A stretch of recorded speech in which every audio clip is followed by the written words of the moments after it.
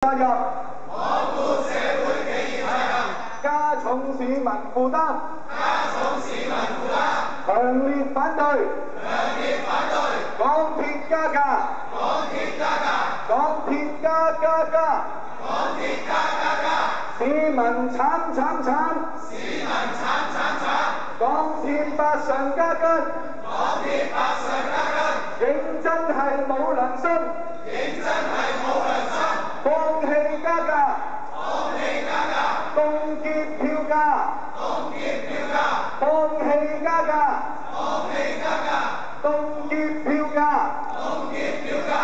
尤其是喺近期，我哋都十分之關心到港鐵接二連三發生咗好多事故，而港鐵往往都話佢哋自己本身嗰個資源同埋人手配備係做得唔好，但係喺同時，港鐵又話宣布加價。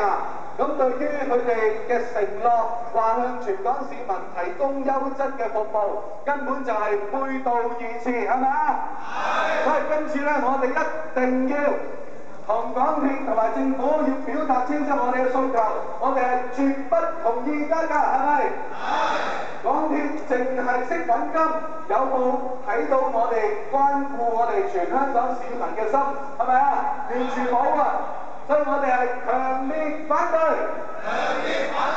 港鐵加價，強烈反對港鐵加價。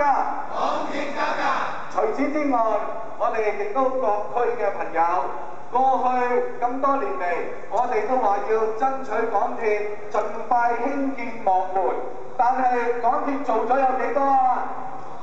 冇啊嘛，好簡單。由呢條現時觀塘線，我哋就行出去睇睇牛頭角有冇幕門啊？九龍灣有冇幕門啊？另外方面，好多新界嘅朋友亦都提咗好多次，九龍塘有冇幕門啊？上水有冇幕門啊？地鐵就乜都做唔到，淨係識得加價，合唔合理啊？所以今日我哋嚟到呢度，就係要表達我哋嘅意見，反對港鐵加價，罔顧社會企業責任，加重市民負擔，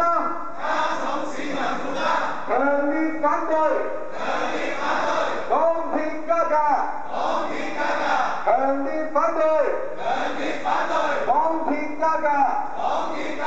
港鐵加，市民慘，